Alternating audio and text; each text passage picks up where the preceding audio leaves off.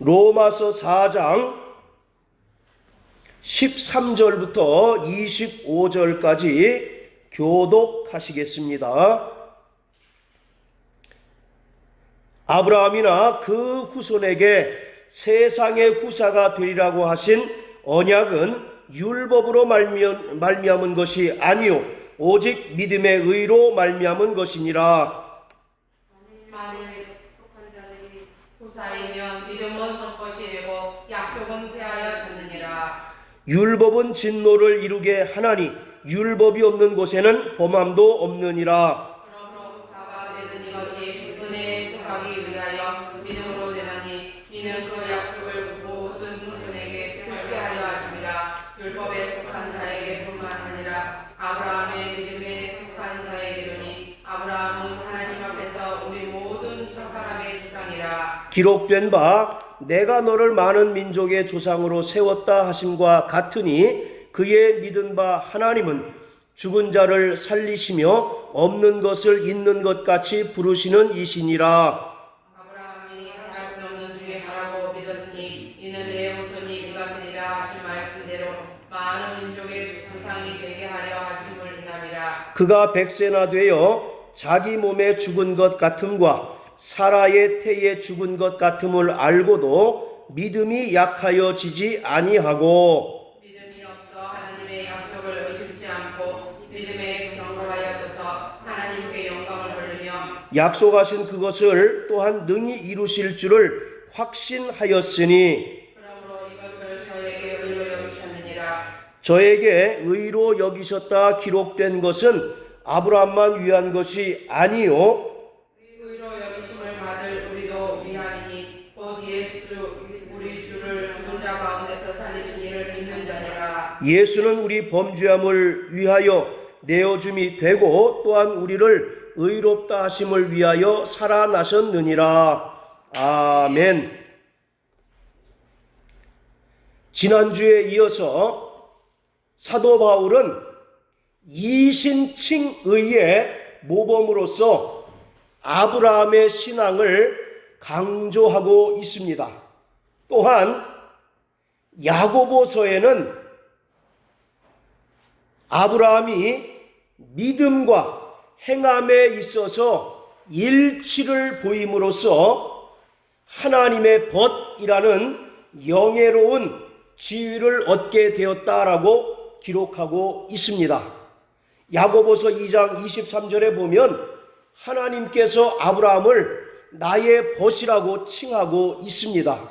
이것은 그가 믿음으로써 하나님께 의롭다 여기심을 받았을 뿐만 아니라 그 믿음을 행함을 통하여 입증하였기 때문에 나의 벗이라고 하는 영광스러운 호칭으로 불리우게 된 것입니다. 아브라함은 구약을 경전으로 하는 유대교와 기독교, 이슬람의 신앙의 조상으로 여겨집니다. 이 세 종교는 자신들의 믿음의 뿌리가 아브라함이고 아브라함으로부터 자신들의 믿음이 시작되었다고 굳게 믿고 있습니다. 특히 이슬람교 같은 경우에는 아브라함과 이삭이 아니라 이스마엘을 통해서 계보를 이어받았으며 자신들만이 아브라함의 신앙을 회복할 수 있는 최후의 종교라고 주장을 합니다. 즉 이슬람교는 아브라함의 신앙을 회복하기 위해서 세워진 종교다라고 주장을 하고 있습니다. 어쨌든 간에 아브라함은 유브라데 강 건너편 갈대아 우르에서 다른 신들을 섬기며 살고 있었는데 여호와 하나님께서 그를 부르시고 인도하셔서 유일신 신앙을 갖게 되었습니다. 그리고 자손이 없던 아브라함에게 사라를 통해 이삭이 태어나게 되는데, 이것은 전혀 불가능한 상황에서 자손에 대한 하나님의 약속이 성취된 분명한 증거입니다. 그래서 이삭은 하나님의 약속의 증거요, 은혜의 선물인 것입니다. 자, 우리 구약성경 여호수아서 24장을 다 같이 한번 보십니다.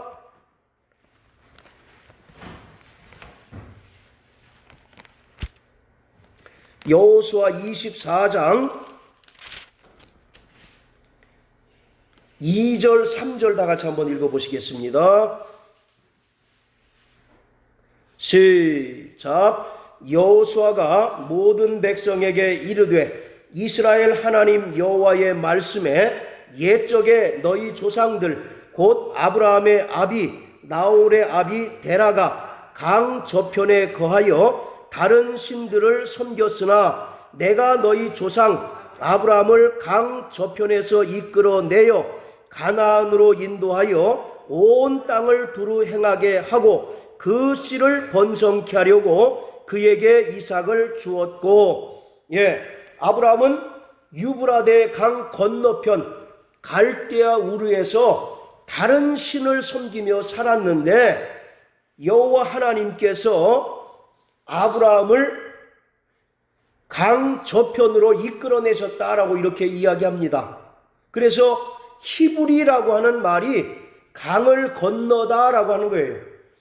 아브라함이 히브리 민족의 조상인데 이 히브리라고 하는 뜻 자체가 강을 건너다라고 하는 그런 뜻이 있습니다. 자, 창세기 14장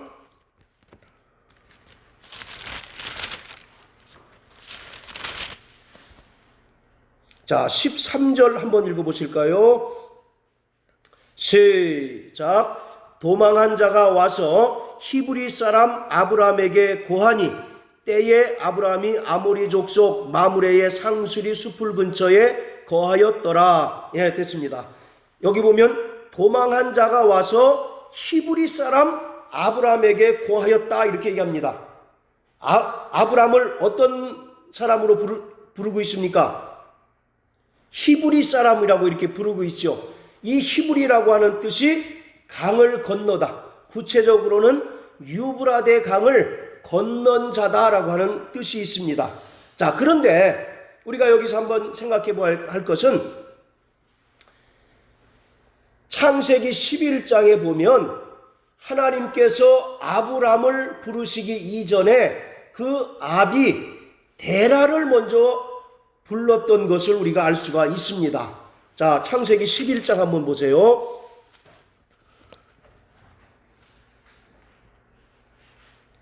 11장 31절입니다. 같이 한번 읽습니다. 31절 32절 시작. 데라가 그 아들 아브람과 하란의 아들 그 손자 롯과 그 자부 아브람의 아내 사레를 데리고 갈대아 우르에서 떠나 가나안 땅으로 가고자 하더니 하란에 이르러 거기 거하였으며 데라는 205세를 향수하고 하란에서 죽었더라. 그리고 12장 1절에 여호와께서 아브람에게 이르시되 이런 말씀이 나옵니다. 창세기 11장에는 하나님께서 아브라함 이전에 누구를 부르셨다고 말씀하고 있습니까? 데라를 부르셨어요. 그래서 데라가 그 가족 전체를 데리고 이동하다가 가나안 땅으로 가고자 했는데 하란에 머물게 되었습니다. 그리고 그 하란이라고 하는 곳에서 205세를 살다가 죽었다라고 이렇게 얘기합니다. 이 하란이라고 하는 곳은 요즘 말로 하면 사통팔달의 그러한 곳이에요. 그래서 이 하란이라고 하는 곳은 마치 사통팔달의 지역이어서 어느 곳으로 갈 수 있는, 어느 곳으로도 이동할 수 있는 그런 뭐랄까 교차로와 같은 그런 이제 그 지역입니다. 만약에 데라가 하나님의 명령에 끝까지 순종해서 하란에 머물지 않고 가나안 땅까지 이르게 되었다면 데라가 믿음의 조상으로 되지 않았을까라고 하는 생각도 해봅니다.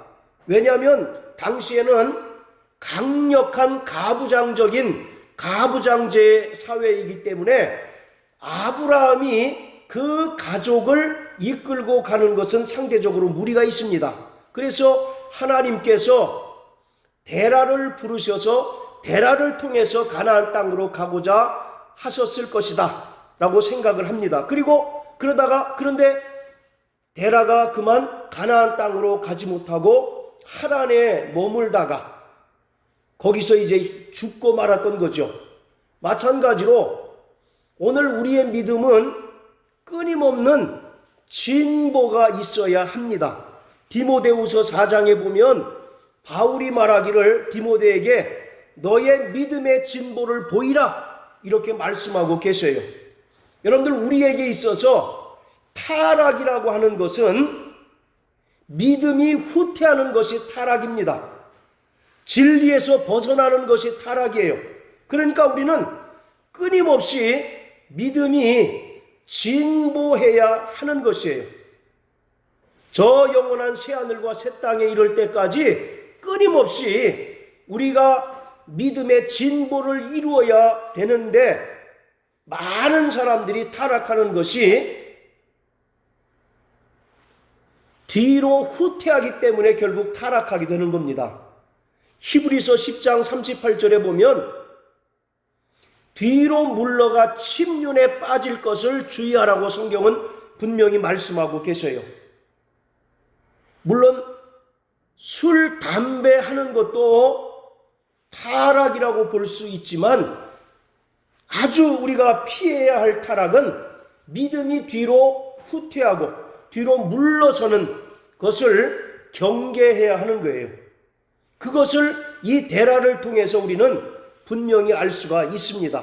하나님께서 갈대아 우르에서 살던 데라를 부르셨고 데라가 그 음성에 순종해서 가나안 땅으로 일정 부분 가다가 어떤 연유인지 모르지만 하란이라고 하는 곳에 정착해서 거기서 죽고 말았어요.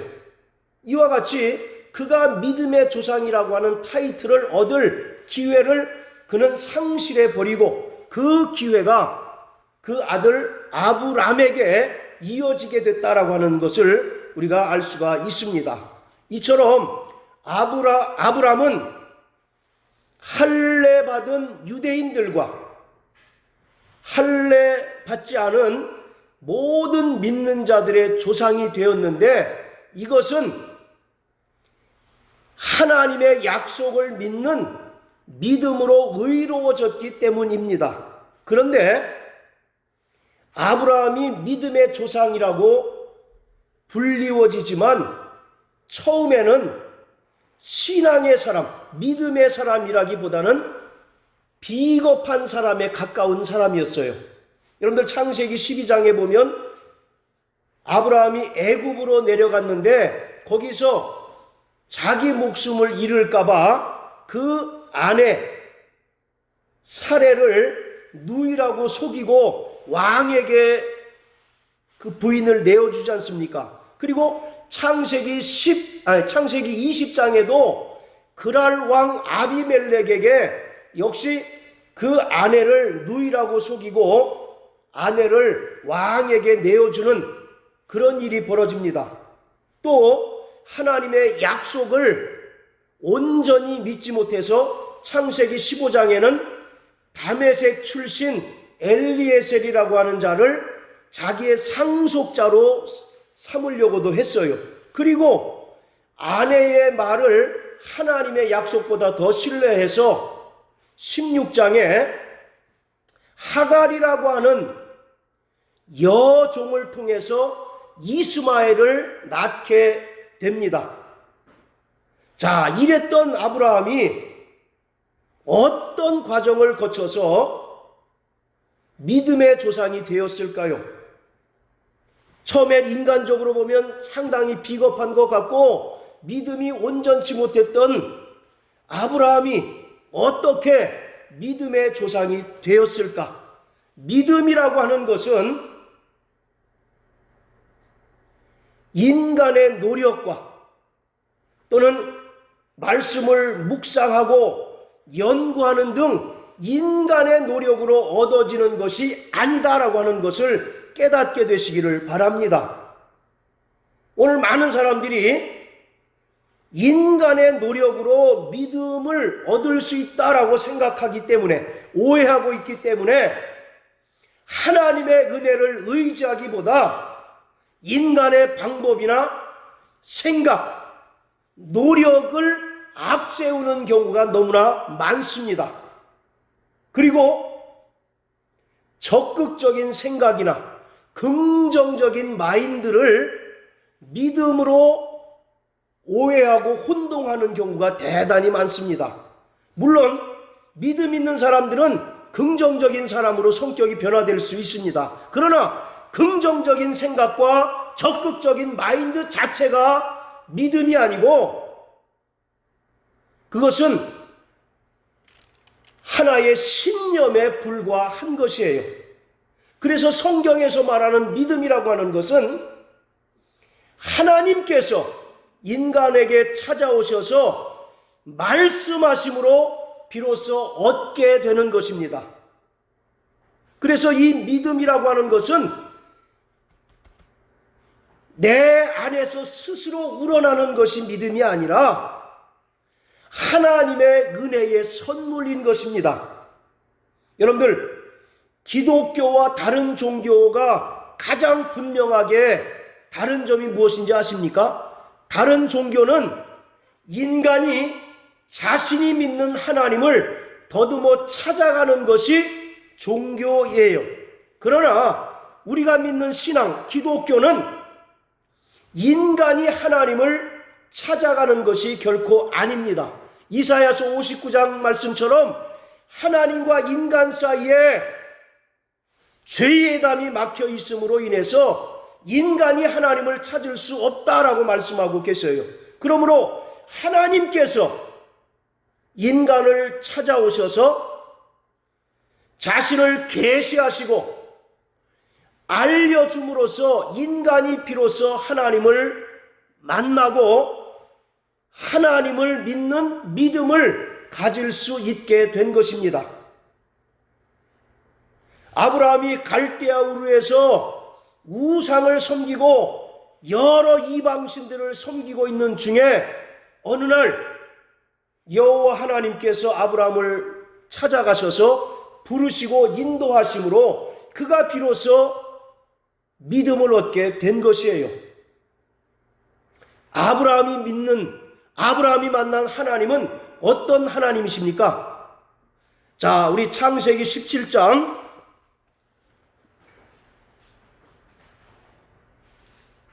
자, 1절 같이 읽습니다. 자, 시작. 아브라함의 99세 때에 여호와께서 아브라함에게 나타나서 그에게 이르시되 나는 전능한 하나님이라 너는 내 앞에서 행하여 완전하라. 하나님께서 아브라함에게 나타나셔서 자신을 소개하고 계세요. 어떤 하나님? 전능한 하나님, 엘샤다이의 하나님이다라고 스스로 자신을 소개하고 있습니다. 자, 또 출애굽기 6장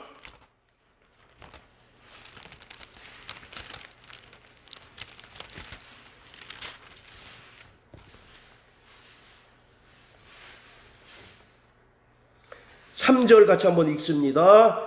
시작. 내가 아브라함과 이삭과 야곱에게 전능의 하나님으로 나타났으나 나의 이름을 여호와로는 그들에게 알리지 아니하였고, 아브라함과 이삭과 야곱에게 나타나신 하나님은 어떤 하나님?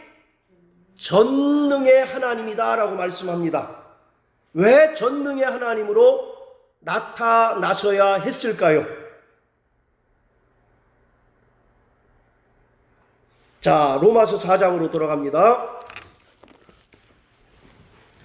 17절에 보면 기록된 바 내가 너를 많은 민족의 조상으로 세웠다 하심과 같으니 그의 믿은 바 하나님은 죽은 자를 살리시며 없는 것을 있는 것 같이 부르시는 이신이라. 이렇게 말씀합니다. 아브라함이 만난 하나님은 전능하신 하나님으로서 죽은 자를 살리시고 없는 것을 있는 것 같이 부르시는 자시다라고 말씀하고 계십니다. 이 전능하신 하나님이라고 하는 것은 하나님께서 인간에게 자신을 구체적으로 소개한 첫 사례입니다. 왜 전능하신 하나님으로 나타나셨는가 하면 임신할 수 없는 자에게 임신할 수 있도록 하시고 하나님께서 하신 그 모든 약속들을 다 성취하시는 분이라고 하는 사실을 강조하고 있는 것입니다. 지금 아브라함에게 가장 큰 문제가 뭡니까? 자손이 없는 거 아니에요. 그래서 하나님의 약속이 언제 이루어질까 늘 고민하다가 창세기 15장에는 종을 상속자로 세우려고 하기도 하고 또 그 다음에는 하갈이라고 하는 여종의 몸에서 난 이스마엘을 자기 상속자로 삼으려고 했잖아요. 이처럼 아브라함에게 가장 큰 문제는 그가 생산할 능력이 없다는 겁니다. 그리고 그 아내인 사레도 이미 경수가 끝나서 생산할 수 없는, 생산이 불가능한 그러한 상태였다는 거예요. 그러니 인간적인 능력, 인간적인 방법으로는 아이를 가질 방법이 있습니까? 없습니까? 아이를 가질 방법이 없죠.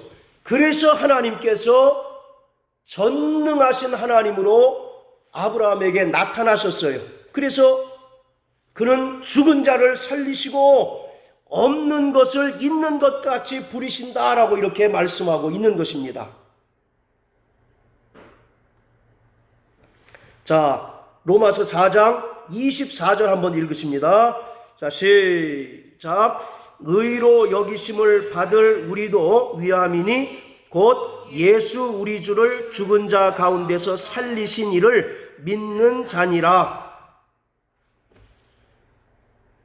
아브라함의 믿음에는 부활신앙도 포함되어 있는 거예요.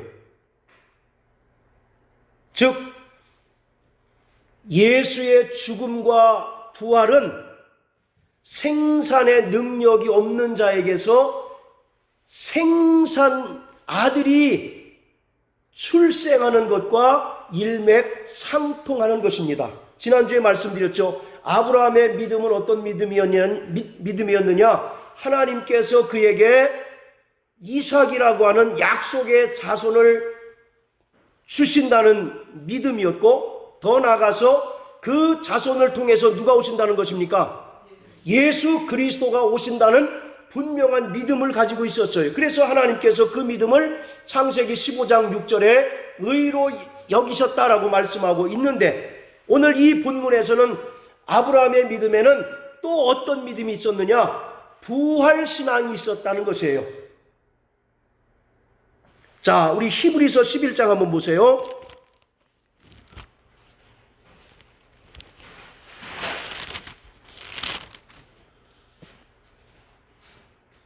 히브리서 11장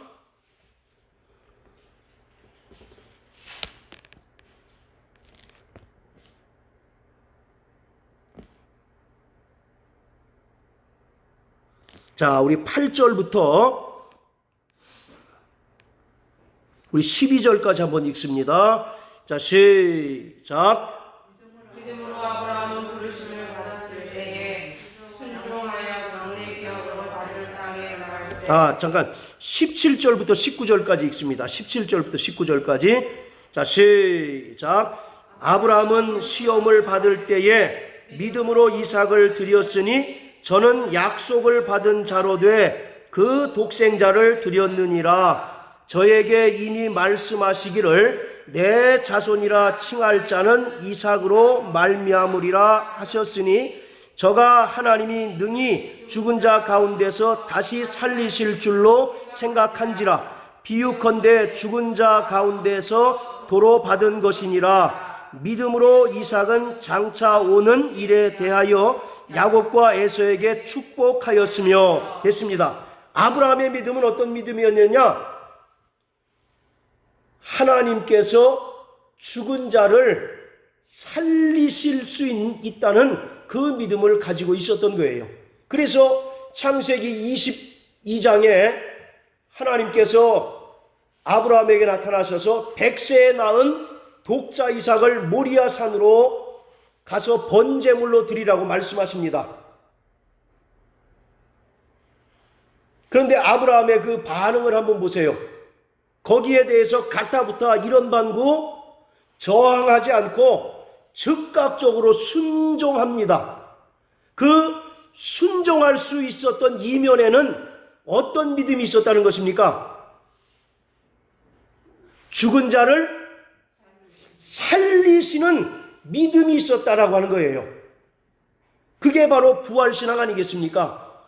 오늘 우리 성도들의 믿음은 어떤 믿음입니까? 로마서 10장 9절 10절에 하나님께서 예수를 죽은 자 가운데서 살리신 것, 그게 오늘 우리의 믿음 아니겠어요? 그리고 하나님께서 그 입으로 하셨던 모든 말씀들을 다 이루실 줄을 아는 것이 우리 성도들의 믿음인 것처럼, 그래서 오늘 아브라함과 우리 성도들의 믿음이 다르지 않다라고 하는 겁니다. 아브라함이 우리의 믿음의 조상이라고 한다면 아브라함의 믿음과 우리의 믿음이 달라야 되겠습니까? 같아야 되겠습니까? 같아야 되죠. 그런데 구체적으로 그 믿음은 어떤 믿음이냐? 죽은 자를 살리실 수 있는 분이라는 것을 아브라함은 알았던 것입니다. 그래서 창세기 22장에 보면 번제단에 이삭을 놓고 칼로 내려치는 순간 하늘에서 음성이 들리지 않습니까? 아브라함아, 그 칼을 거둬라. 그러면서 숯불에 걸린 양을 예비하시잖아요. 그래서 그 단을 뭐라고 그럽니까? 여호와 이레. 여호와 이레가 무슨 뜻이에요? 하나님께서 예비하셨다. 우리 앞길을 예비하신 겁니까? 우리가 어디 대학 갈지, 우리 아들이 어디 대학 입학해야 될지 예비하셨다는 그런 얘기예요? 누구를 예비하신 겁니까? 하나님의 어린 양이신 예수를 예비하셨다라고 하는 거예요. 그런데 그 예수는 인류의 죄를 위하여 십자가 달려 죽으셨을 뿐만 아니라 다시 살아나실 것을 아브라함은 알았던 것입니다. 그러니까 아브라함은 하나님께 시험당할 때 그 문제의 정답을 알았던 거예요? 몰랐던 거예요? 알았던 것이죠. 내가 전혀 생산 능력이 없는 상황에서 하나님께서 자손을 허락해 주셨던 것처럼 내가 이 100세에 낳은 독자 이삭을 하나님께 믿음으로 순종하여 드렸을 때 하나님께서 그를 다시 살리실 것을 그가 알았다는 것입니다. 할렐루야. 그 믿음이 오늘 우리의 믿음과 동일하다라고 하는 거예요.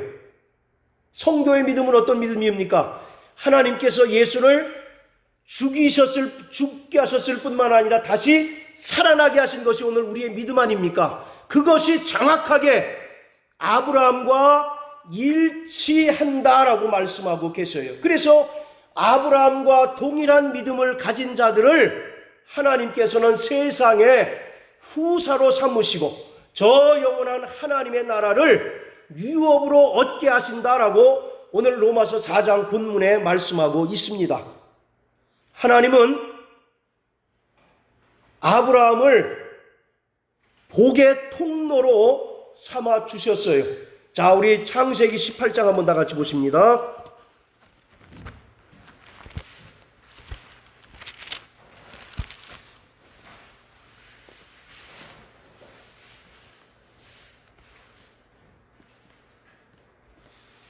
자, 창세기 18장 18절 19절 같이 한번 읽습니다. 시작. 아브라함은 강대한 나라가 되고 천하 만민은 그를 인하여 복을 받게 될 것이 아니냐. 내가 그로 그 자식과 그 권속에게 명하여 여호와의 도를 지켜 의와 공도를 행하게 하려고 그를 택하였나니 이는 나 여호와가 아브라함에게 대하여 말한 일을 이루려 함이니라. 자, 17절에 보면 아브라함을 통하여 천하 만민이 복을 받게 할 것이다 라고 말씀하고 계십니다. 이처럼 아브라함은 아브라함의 자손뿐만 아니라 땅에 있는 모든 나라가 하나님께 복을 받게 하는 복의 통로로 삼으셨어요. 그래서 하나님께서 아브람의 이름을 뭘로 바꾸십니까? 아브라함으로 바꿔주시고 사레의 이름을 사라로 바꿔주시는 거예요. 아브람이라고 하는 말은 고귀한 아버지 그런 뜻입니다. 창세기 17장 5절에 너는 더 이상 아브람이라고 하지 말고 아브라함이라 이렇게 말씀하셨는데 아브람이라고 하는 말은 고귀한 아버지 그런 뜻이고요. 아브라함이라고 하는 것은 열국의 아버지, 그리고 사레라고 하는 말은 여주인 그런 뜻입니다. 그런데 사라로 이름이 변경이 되는데 사라라고 하는 말은 왕비 그런 뜻으로서 믿음의 어머니 그런 뜻이에요. 갈라디아서 4장에 보면 예루살렘에 있는 어머니다라고 이와 같이 말씀한 것처럼 이제 더 이상 아브람과 사레를 히브리 민족의 조상으로 삼지 않고 그를 통하여 천하 만민을 구원하실 하나님의 계획이 진행되고 있음을 그 이름을 통해서 알 수가 있는 거예요. 여러분들 성경에서 이름이 바뀐다라고 하는 것은 중대한 의미를 가지고 있습니다. 특히 아브람이 아브라함으로 사레가 사라로 변경이 되는 것은 하나님과의 새 언약이 체결된 것입니다. 새 언약은 어떤 언약입니까? 온 인류를 아브라함의 자손을 통해서 구원하실 하나님의 계획을 언약을 세우신 거예요. 그리고 아브라함과 같은 믿음을 가진 자들을 저 영광스러운 하나님의 나라를 상속받을 후사로 삼을 그 언약이 체결된 것입니다. 하나님께서 아브라함의 믿음을 의로 정하셨던 것처럼 이것은 아브라함에게만 국한된 것이 아니라 시대와 장소를 초월하여 아브라함과 같은 믿음을 가진 모든 자들에게 적용이 되고 또 하나님께서 아브라함에게 약속하신 복이 모든 믿는 자들에게 그대로 적용되는 것입니다. 아브람이라고 하는 것은 어떤 유대민족만의 조상이라고 하는 뜻이라면 아브라함이라고 하는 것은 이제 인종과 민족의 모든 경계가 다 철폐되고 믿음을 가진 모든 자들의 조상으로서 아브라함을 통하여 믿는 자들이 복을 얻게 되고 아브라함을 통하여 저 영원한 하나님의 나라를 상속받을 수 있는 후사가 되게 하신다라고 하는 것입니다. 우리는 그 언약 안에 있는 자들인 것을 믿으시길 주의 이름으로 축원합니다. 자, 다시 로마서 4장으로 돌아가서요. 자, 13절 14절 한번 읽습니다. 로마서 4장 13절 14절 시작. 아브라함이나 그 후손에게 세상의 후사가 되리라고 하신 언약은 율법으로 말미암은 것이 아니요 오직 믿음의 의로 말미암은 것이니라. 만일 율법에 속한 자들이 후사이면 믿음은 헛것이 되고 약속은 폐하여졌느니라. 아브라함과 같은 믿음을 가진 믿음의 후손들이 이 세상에 후사가 된다는 것입니다. 이 세상에서 그리스도와 더불어 왕 노릇하는 자들이 된다는 거예요. 그런데 이것은 율법으로 말미암아 된 것이 아니라 믿음의 의로 말미암아 되었다라고 말씀하고 있습니다. 그리고 아브라함이 믿음의 조상이므로 아브라함의 믿음의 발자취를 따르는 자들에게 후사가 되게 하시고 하나님의 나라를 유업으로 얻게 하실 것이다 라고 약속하고 있습니다. 따라서요. 아브라함은 우리의 믿음의 조상이다. 잘 생각하세요. 아브라함이 믿음의 조상이라고 한다면 아브라함 이전에 믿음의 사람이 있었단 얘기입니까? 없었단 얘기입니까?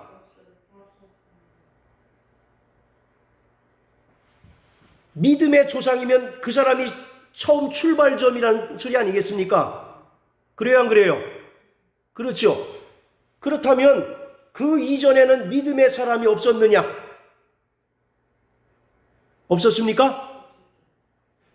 아니, 창세기 6장 9절에 보면 노아는 의인이요 당세의 완전한 자다 이런 말씀이 있잖아요. 분명히 노아도 의인이었다라고 이렇게 표현하고 있는데 왜 아브라함을 믿음의 조상이라고 이렇게 얘기할까요? 창세기 6장 9절에 노아가 의인이고 당세에 완전했다라고 하는 말은 그 믿음이 의로 여긴 바 되었다는 얘기가 아니라 타락하고 혼돈한 세상 가운데서도 그래도 노아만큼은 하나님께 대하여 경건하고 정직하게 살려고 노력했다라고 하는 그런 정도의 그런 정도라는 겁니다. 그런데 아브라함을 믿음의 조상이라고 이제 이야기하는 것은 하나님께서 그 믿음을 의로 여기신 최초의 사람이 누구라는 겁니까? 아브라함이라는 거예요. 그리고 아브라함이 믿음의 조상이라고 하는 두 가지 분명한 증거가 있는데, 첫째는 하나님께서 아브라함에게 하신 언약이 있고, 그리고 두 번째로는 그 언약에 대한 분명한 증거로 누가 태어났습니까? 이삭이 태어났죠. 그래서 갈라디아서 4장 28절에 보면 형제들아 너희도 이삭과 같이 약속의 자녀다라고 이렇게 이야기하고 있습니다. 그래서 아브라함으로 그 이름이 계명됨으로 인해서 더 이상 유대인들만의 혈통적인 조상이 아니라 오늘날 아브라함과 같은 그 믿음을 가진 모든 자들의 조상이 되어서 그 믿음을 가진 자는 누구든지 어떤 혈통에 속한 자든지 또는 어떤 민족에 속한 자든지 하나님의 나라를 유업으로 받을 수 있는 후사가 될 것이다 라고 말씀하고 있습니다. 오늘 우리는 그러한 믿음을 소유한 자들입니다. 할렐루야. 그러므로 우리가 그러한 믿음을 소유했다면 아브라함과 같은 분명한 행함이 있어야 되겠습니까? 없어야 되겠습니까? 있어야 되겠죠. 자, 로마서 4장 18절 보세요. 아브라함이 바랄 수 없는 중에 바라고 믿었더니 그가 믿음의 조상이 되었다라고 말씀합니다. 또 19절에 그가 100세가 되어 자기 몸에 죽은 것 같음과 사라의 태에 죽은 것 같음을 알고도 믿음이 약하여지지 않았다. 오늘 우리의 믿음이 그와 같습니까? 상황에 따라서 또는 조건에 따라서 시시각각 변하는 게 우리 믿음 아닙니까? 내 믿음 나도 몰라 그거 아니겠어요? 어떤 때는 막 믿음이 천국까지 이를 듯한 그런 이제 믿음을 가진 자처럼 행세하더니 언제는 도무지 불신자와 분간되지 않을 정도의 그런 삶을 살고 있는 것이 오늘 우리네 형편 아니겠느냐고요. 믿음으로 사시길 주의 이름으로 축원합니다. 그리고 서두에 말씀드렸던 것처럼 아브라함은 믿음만 있었던 것이 아니라 그 믿음을 입증할 수 있는 행함이 있었다라고 하는 겁니다. 그래서 하나님께서 그를 나의 친구로 여기셨다는 거예요. 여러분들, 친구라는 건 뭐예요? 친구. 모든 비밀을 다 오픈하고 서로 나눌 수 있는 자들이 친구 아닙니까? 요한복음 15장에 보면 예수님께서 나는 너희를 종이로 하지 않고 친구라 하노니 라고 말씀하잖아요. 그것처럼 아브라함은 하나님과 통하는 자였다는 것입니다. 할렐루야. 하나님의 모든 계획과 뜻을 깨닫고 또 그 믿음을 따라서 순종했던 자가 아브라함이었다라고 말씀하고 있습니다. 그러니 오늘 우리는 아브라함의 믿음의 발자취를 쫓는 자가 성도라고 하는 것입니다.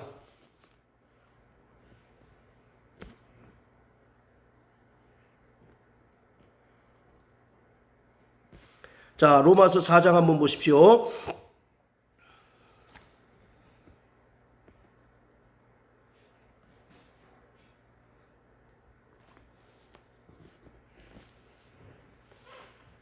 자, 믿음의 발자취를 쫓는 그런 말씀이 어디 있습니까? 우리 오늘 본문에 12절. 자, 12절 한번 읽으세요. 자, 시작. 또한 할례자의 조상이 되었나니 곧 할례 받을 자에게뿐 아니라 우리 조상 아브라함의 무할례 시에 가졌던 믿음의 자취를 쫓는 자들에게도니라. 오늘 우리는 아브라함의 믿음을 따르는 자들, 아브라함의 믿음의 자취를 쫓는 자들이라고 성경은 말씀하고 있습니다.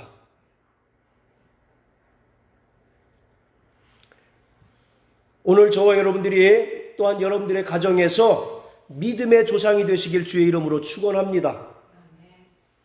뭐든지 처음 시작하는 것은 어렵습니까? 쉽습니까? 어렵죠. 아마 여기 계신 분들 중에는 몇 대를 거쳐서 기독교 가정에서 살았던 분은 아마 한 분도 안 계신 것 같아요. 저도 물론 마찬가지고요. 거의 다 자신의 가정에서 처음 예수를 믿었던 사람들이 대부분일 겁니다. 믿음을 갖는 게 쉽습니까? 어렵습니까? 어렵죠. 그런데 아브라함은 그것을 해냈어요. 어쨌든 간에 여러 우여곡절이 있었지만 결국 그것을 해내서 하나님 앞에 믿음과 행함의 일치를 보임으로 나의 벗이라고 하는 굉장히 영광스러운 칭호를 얻지 않습니까? 그만큼 믿음의 조상이 되는 것, 또 믿음의 선교사가 되는 것은 여간 어려운 것이 아닙니다. 자신을 완전히 내려놓고 전적으로 하나님께 나의 삶을 드리지 않는다면 믿음의 조상이 될 수가 없는 것이에요. 오늘 아브라함을 통하여 그 자손들이 또 모든 믿는 자들이 복을 얻었던 것처럼 저와 여러분들의 가정에서 믿음의 조상 되시길 주의 이름으로 축원합니다. 그리고 여러분들을 통해서 창세기 18장 18절의 말씀처럼 모든 민족이 아브라함을 통해서 복을 받았던 것처럼, 아브라함을 복의 통로로 삼았던 것처럼 여러분들의 그 가정에서 정말 복의 통로가 되시기를 주님의 이름으로 축복합니다. 며칠 전에 국민일보를 읽었는데 형제가 다 목사가 됐어요. 그래서 다 목회를 하고 또 그 후손들이 또 많은 주의 종들, 그리고 목사가 안 되더라도 목사 복음 갈 정도로 큰 이제 주의 일들을 하는 그런 이제 그 가정이 소개된 것을 봤습니다. 그런데 그 조상을 보니까 거의 일제시대 때 이제 그 신앙생활을 했는데 하기 전에는 완전히, 왜 우리 그런 말 있잖아요. 술 한 동이를 뭐라 그럽니까? 지고 가긴 어려워도 뭐 마시고는 간다, 그런 얘기 있잖아요. 그 정도로 이분이 고주망태였어요. 그런데 선교사에 의해서 중간과정을 생략하고요, 선교사를 통해서 복음을 접하게 된 후 모든 음주, 흡연, 또 과거의 못된 성품은 딱 끊고 그때부터 교회 중심의 신앙생활을 하게 되는 겁니다. 그리고 늘 기도하기를 자기 자손에서 훌륭한 주의 종들, 또 일꾼들이 나오도록 늘 기도했대요. 그리고 그 기도의 열매로 말씀드린 것처럼 그 자식들이 모두 훌륭한 목사들이 됐고 그 자손들이 다 믿음으로 하나님께 영광 올려드리는 그런 훌륭한 믿음의 가문을 일궜다라고 하는 기사를 봤습니다. 정말 사랑하는 성도 여러분, 우리 가정을 살릴 수 있는 분들은 바로 당신 여러분들입니다.